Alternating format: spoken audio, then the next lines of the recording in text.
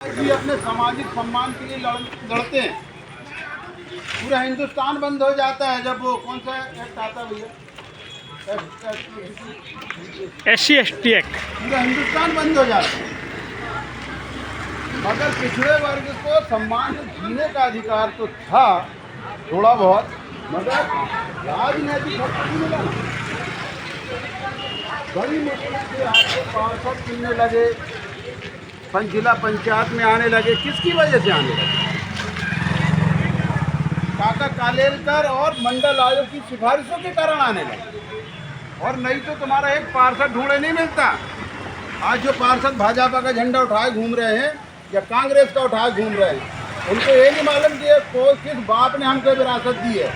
अपने बाप का नाम नहीं मालूम उनको। भाई मैं इसी तरीके से बोलता हूँ। कारण ये है नेताओं में तो मालूम जिसके कारण तुमको प्रतिष्ठा मिली है, आप उसको नहीं जानते। तो अपने बाप को पहचानो। तुम्हारी आरक्षण की लड़ाई बहुत अलग सामाजिक लड़ाई है, कोई राजनीतिक झगड़ा नहीं है। भाई जिसका जो विचार है उस विचार से अपना सत्ता हासिल करे। हम लोग अभी तो समाज में खड़े नहीं हुए हैं, हमारी सामाजिक लड़ाई है। वो लड़ाई के लिए कर्पूरी जी ने जो फार्मूला दिया, तो आरक्षण के अंदर आरक्षण, और कर्पूरी जी के हाल तो मेरा ख्याल यहाँ कितने लोग बैठे, जिनसे बुरे थे उनके हाथ आप ही खाला। और इतना साहसी आदमी कि जिसका पूछ का घर हो, जिसके कुर्ते फटे हो, जिसकी चप्पलें फटी हो, जो रिक्शे पे चलता हो, मुख्यमंत्री बनने के बाद भी। तो हम लोग किसका रास्ता देख रहे हैं? भैया हम पढ़े लिख जाए, अच्छा घर बना लें, हम अपने बच्चों को अच्छे से पढ़ा लें, यही है ना। और बहुत से ऐसे लोग हैं जिनको आरक्षण की जरूरत भी नहीं है। अरे वो तो क्रीमी लेयर में आ जाए तो उनको तो आरक्षण की भी जरूरत नहीं है। क्यों आपके साथ खड़ा होना तैयार हो? तो निकलो, लड़ो और सर फोड़ो और पड़वाओ, तब कहीं जाके मामला बनेगा। रहती है कनौजिया बहन जी नारे लगाते रहेंगी, मगर होगा तो जो पढ़ा लिखा और संपन्न वर्ग है वो अभी इस लड़ाई में धोखेबाजी कर रहा है। जो पढ़ा लिखा वर्ग है, जो संपन्न वर्ग है, वो इस लड़ाई से धोखेबाजी कर रहा है। जैसे कि उसका जो पेट भरा हुआ है, दिमाग खाली है, पेट भरा। और ये लड़ाई पेट की भी है, और जिनके पेट भर गए हैं वो नहीं लड़ेंगे अशोक भैया, बिल्कुल नहीं लड़ेंगे। हम बताएं जैसे कि आपको लात नहीं पड़ी ना गाँव में, किसी ठाकुर ने, किसी पंडित ने जहरी के नीचे तुम्हारे जूठे कप नहीं धुलवाए, इसलिए तुमको आग नहीं है अंदर से। तो वो समझना पड़ेगा कि किस चीज़ की लड़ाई है। हम अभी सामाजिक परिवर्तन की लड़ाई है। ये सामाजिक परिवर्तन कर्पूरी ठाकुर फार्मूला पे जो संजय सेन जी बीड़ा उठाए हुए हैं, तो डबल लड़ाई चल रही। अभी नौके भैया बोल रहे थे 27%, 27 में आज हमारी आबादी 52%, हमको मध्य प्रदेश में 14% वो भी नहीं मिल रहा है। बड़ी लड़ाई। किनके बच्चे आएंगे? शिक्षा में है, राजनीति में तो आरक्षण है ही नहीं। शिक्षा में है आरक्षण, राजनीति में कोई आरक्षण नहीं। विधानसभा सांसद भाई वही बने जब तपाना चाहिए। किस मरे हुए समाज में किसी ने तो जिंदा दिली की बात की है, उसके साथ खड़े होने का काम करना चाहिए। तो इस कार्यक्रम को हम लोग अच्छे से सफल बनाएं, वैचारिक दृष्टि से सफल बनाएं, भीड़ की दृष्टि से नहीं। भीड़ कम हो तो भी चलेगी, मगर वैचारिक दृष्टि से कि आदमी वहाँ तक आए तो वहाँ से कुछ लेके जाए, और जब लेके जाए तो अपने आजू बाजू में थोड़ी सी रोशनी फैलाए।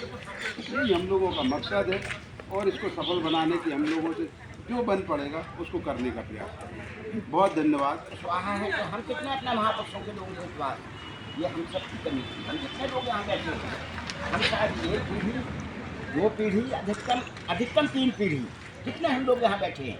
और हैं सब पहले बिल्कुल शहर में रहने वाले पढ़े लिखे लोग। ये हमारी बड़ी बदलना रही है रही है। और अभी भी संजय सेन, रामचंद्र यादव, हमारे नौखे भैया, आदरणीय हमारे रामदेव, ऐसे हम कितने लोग जिनकी अभी नींद टूट रही है। हम जिस स्तर में हैं, जैसे कोई आदमी सो रहा है उसको ऐसा थोड़ा हलाओ, भाई उठो, अरे यार उझला देता है, अबे उठ गए, सुबह हो गया, यहाँ सर पे आ गया, या ये चिंता की बात है। वो थोड़ा धक्का देता है, मतलब क्या क्या, अरे उसने देख लिया, उसने भविष्य देख लिया है, क्या आने वाला अब हमारा कल क्या होगा, हमारी पीढ़ी का क्या होगा, भविष्य क्या होगा, शायद उसको एक थोड़ा सा। तो ये हमारी आप सभी से निवेदन है। हम 24 तारीख को मुख्य रोड इसमें वो तो कुश्ती है नहीं है, बोला ठीक हम मान लो जबरदस्त है जहाँ आयोग बाद में जाते हैं उसमें महाजन आयोग में देखने का बाद में फिर और एक में 5-6 हज़ार जातियाँ, अगर उन 5-6 हज़ार जातियों में से हम 1000-5-6 हज़ार की बात नहीं कर रहे, हम केवल 200 की बात कर रहे हैं कि हम चिन्हित करके कि चलो भाई अभी हमारी ओबीसी जातियों में SC ST ओबीसी जातियों में कितने लोग जगह हैं, हम उतने एक जाति से एक आदमी ले आए, चलो जगह हुई लोगों को। 24 तारीख को हम जन महापुरुषों को इनको हम जातियों में बांध रहे हैं, ये हमारी कमी है, नासमझी है इन महापुरुषों ने। तो वो अभी हमारे रामचंद्र भाई बोल रहे थे, ये कौन एक मुख्यमंत्री बनता है तो 10 पीढ़ियों की अपनी व्यवस्था बना देता है, 10 पीढ़ियों के लिए। अगर वो एक कार्यकाल का मुख्यमंत्री जैसा मतलब जगह पे आ गया तो उसने तो आने वाली 10 पीढ़ी की अपनी व्यवस्था कर दी। पर ये आदमी मुख्यमंत्री रहे हैं और इनने अब इनका घर, इनका परिवार, इनका दैनिक जीवन, इनका रहन सहन हम लोग ज़्यादा अभी गहराई कर नहीं रहे, पर सुना तो ऐसे भी हमारे लोग। तो आज मैं संजय भाई और आप सबको यार कम से कम इनकी जयंती मनाने के लिए 20 विभूतियाँ हमारी बैठी हैं। हमें तो आज इतनी भीतर से खुशी हो रही है इस बात की, जिस दिन हम लोगों में ये भाईचारा आ जाएगा, जाति से हट ये पुरुष बैठे हैं, ये महिलाएं बैठी हैं, ये हमारी जाति, ये पुरुष बैठे हैं, ये हमारी जाति। इस ब्राह्मणवादी व्यवस्था में हम लोग को कितने भागों में, हजारों भागों में, उसमें भी उनका मन नहीं भरा। ये ऊंचा वाला एक भाई अगर एक दिन कितना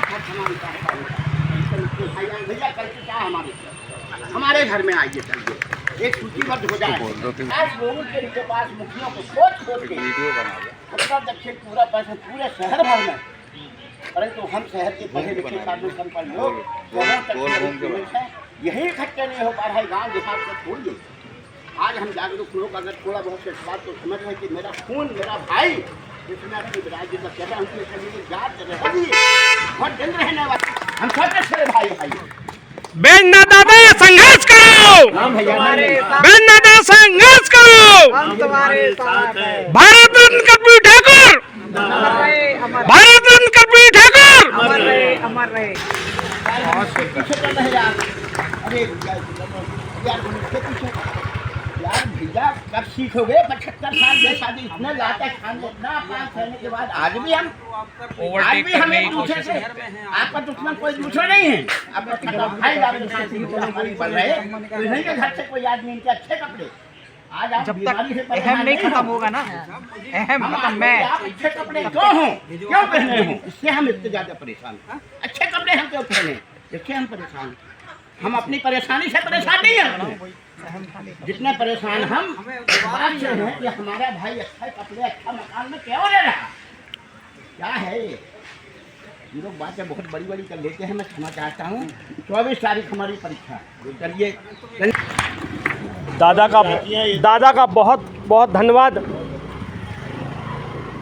और दादा की पीड़ा आप समझ सकते हो कि इतनी आयु में भी 70-80 वर्ष के होने के बाद, और शुगर इतनी हावी है जिसकी कुछ सीमा नहीं है, 500 तो ऊपर ही रहते, ठीक है ना। हॉस्पिटल में कई बार भर्ती हो चुके हैं, मगर क्या पीड़ा है उनके अंदर। ये शरीर भी कहता है कि बेटा तेरे आगे मैं झुकता हूँ, बोले चल तू कहाँ चलता है, और दादा निकल पड़ते हैं। मैं दादा के साथ लंबा समय मैंने बिताया है, और दादा की पीड़ा, और दादा से मैं कई बार लड़ता हूँ, ऐसा नहीं है, और निवेदन करता हूँ कि दादा जो तुम्हारे अंदर पीड़ा और जो क्रांति है, अगर वो सही दिशा में लग जाए तो शहर में, जबलपुर शहर में ना जगह नहीं रहेगी। और दादा के अंदर वो ऊर्जा है, और दादा के अनुभव और जीवन में इतने कार्य किए हैं कि आप शहर, पूरा शहर जानता है, पहलवान के नाम से भी जानता है। उसके अलावा सामाजिक क्रांति जो लाई है दादा ने, वो दादा की एक अलग छवि है। हम निवेदन कर रहे हैं, हम सब लोगों से अभी का टाइम हमारे 24 तारीख है। हमारे भी नहीं दादा, बात 24 दादा ये 24 तारीख नहीं, 24 तारीख नहीं है बात, 24 जननायक जी का जब सपना पूरा होगा इस शहर में, जब हमारे जब निकलेंगे तो हमारे महापुरुषों के लिए, हम किसी भी महापुरुष हो हमारे, चाहे ज्योतिबा फुले हो, चाहे बिरसा मुंडा हो, चाहे वल्लभ भाई पटेल हो, चाहे अवंतीबाई हो, चाहे नामदेव समाज के हो, यादव वंश का हो, चाहे विश्वकर्मा वंश का हो, कुशवाहा वंश का हो, चाहे प्रजापति वंश का हो, रैकवार वंश का हो, चाहे जोगा जी, मतलब ऐसे अनेक सारे जो महापुरुषों की जयंतियां मनाते हैं, कोई कार्यक्रम होता है तो शहर में जब निकलें तो एक लगे कि यार आज किसी महापुरुष की जयंती मनाई जा रही है। ऐसा कुछ हमारे अंदर क्रांति होनी चाहिए। जब कहीं हम एक जो राजनीतिक दलों के अंदर मैसेज और हमारे जो आरक्षण पे जो घात हो रही है, बात समझना, ये नौके भाई ने भी रखा और राम रतन जी ने भी रखा। राम रतन जी ने भी अपनी, बिल्कुल देखो क्या पीड़ा रहती तो खुल के बोलता आदमी, फिर चाहे कड़वे लगे चाहे अच्छे लगे, उनको दिक्कत नहीं, मगर वो चाहते हैं कि आपके अंदर जो मेल जमा है, जो दस्त जमी ना, वो अलग कैसे हो, वो अपने शब्दों से बोलते हैं। ऐसे हमारे दादा भी हमारे को हमेशा अवगत कराते रहते हैं और हम जबलपुर शहरवासियों को गर्व होना चाहिए कि हमारे बीच ऐसी शख्सियत हैं कि जो लगातार निरंतर आपके लिए काम कर रहे हैं। कि उसे इंसान कहता है जीवन पहली बार मिलता है, मतलब जीवन भाई जब पहली बार है और लास्ट रहता है, जो है तो वो आज है, मगर जो जीवन खपा दे हमारे लिए, तो उनके लिए, उनके विचारों के लिए हमें जो है एक धमाकेदार तालियों के साथ स्वागत करते हुए भविष्य में उनकी जो है रणनीति है। और जो दीदी ने बोला हर माह को सबने विचार व्यक्त किया है, कोई भी आज हम जब उठेंगे तो अगले नए साल की जो मीटिंग है वो दिन, जो चाहे मैं अपने घर में तय कर लूँ, चाहे आप कर लो, कोई भी कर लो, कहीं भी एक मीटिंग जिसमें हमारे जो है कारवा जो रुके ना, ऐसा मेरा निवेदन। आप बाकी जो मार्गदर्शन करेंगे हम आपको आपके विचारों को स्वीकार करेंगे। धन्यवाद करता हूँ दादा, हमारे वैद्यनाथ दादाजी को, कुशवाहा समाज के प्रदेश अध्यक्ष जी को। मैं आगे कल मठ में दालबाजी का प्रोग्राम है, आप सारे भाई लोग आमंत्रित थे 12 बजे से लेकर मठ भी एक हमारा गमेठा था, गोपाल की गमेठा था, हम वहाँ बैठे थे, बताएंगे बाकी आप सब लोग कितनी टाइम है, कितनी टाइम था? 4 के बीच 12 से 4 चलो बट चलो चलो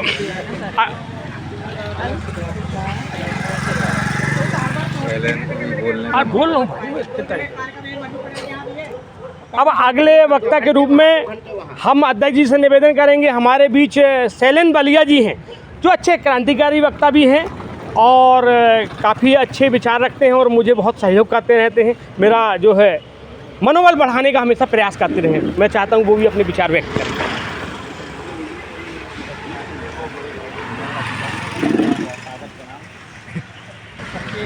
कहीं ना कहीं कुछ भी भरा हुआ है।